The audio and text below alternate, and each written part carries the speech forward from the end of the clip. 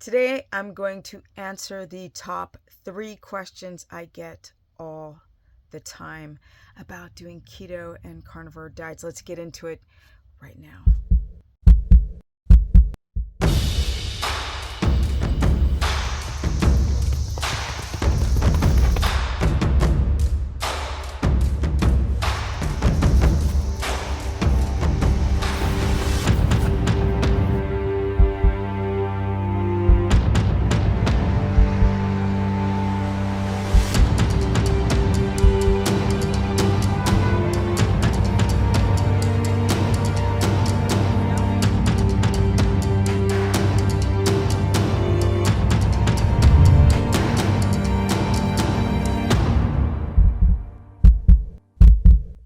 Welcome everyone to my low carb life.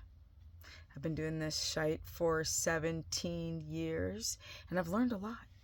And I get a lot of questions. And I mean a lot. Let's go right on into these top 3 questions, and I'm going to divide it between keto and carnivore diets. Number 1, I'm supposed to be eating high fat, keto or carnivore, or even low carb, high fat. What if I don't have a gallbladder? Now, I've done 20 gallbladder videos and I've answered this question every single time. If you don't have a gallbladder, your liver still makes bile salts. It's just not as concentrated as if you have a gallbladder. Basically, the liver is making the salt and it's dripping into the gallbladder.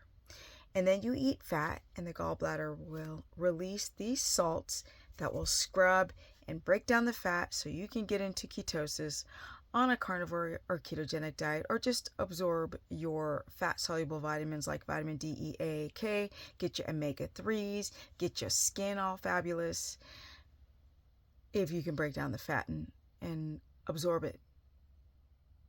So, if your gallbladder, basically, things are dripping into the gallbladder, they get concentrated, thick and chunky and lovely, and then it's released, and then it breaks down the fat. But if you don't have a gallbladder, then nothing's dripping into anything except into your plumbing, which is your biliary duct system.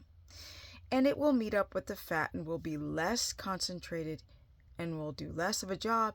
Some people are fine. When they don't have a gallbladder, they can eat as much fat as they need and they feel fine because the liver is still making the salt, the bile salts. There's 2 types of people that eat high fat without a gallbladder. There are people who do absolutely fine eating a bunch of fat, and there are the people that still feel terrible. For those who feel terrible, you can use ox bile. Ox bile is going to be a lot more advantageous than TUDCA or the malic acid. So ox bile is your bet. You can also try using lipase. I mean pure, 100% concentrated lipase. Those 2 together it's great for those who have no gallbladder.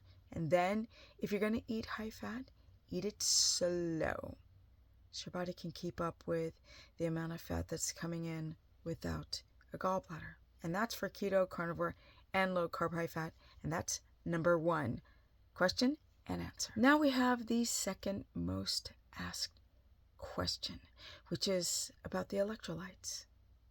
Well, everyone is different, so I can't just give you a recipe and an answer and it fits everyone. But I will tell you this, that 3,500 milligrams of potassium is nonsense. You need more, about 800 to about 1,200 milligrams of potassium, hopefully coming from food. Avocado is very high in potassium.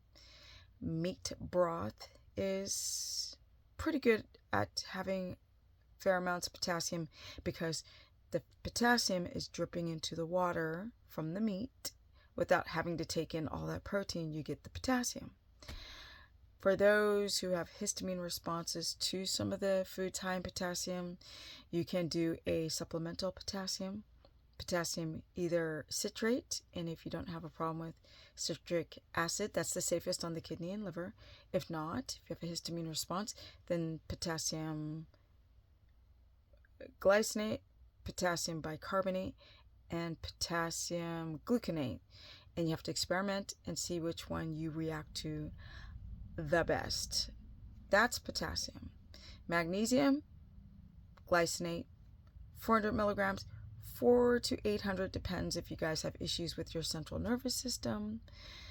Yeah, some of you can't tolerate magnesium glycinate, so you're going towards the, well, citrate is really drawing water to the colon, so I don't like to use it for your central nervous system. But then there's malate, there is L-threonate, and there is transdermal magnesium that you can rub on your skin, which is a chloride only on the skin, not orally.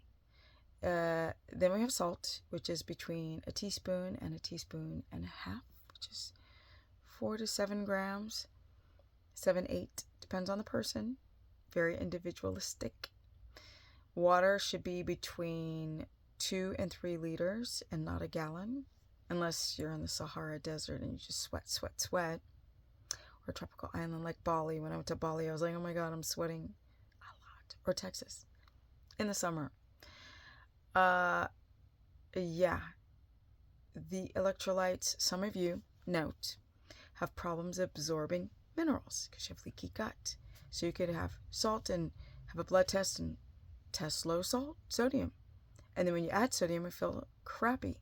That is why you have to really make sure that you balance your salt with potassium. That's number 2. Let's get to number 3. There's really 30 questions, but I'm just tonight hitting the top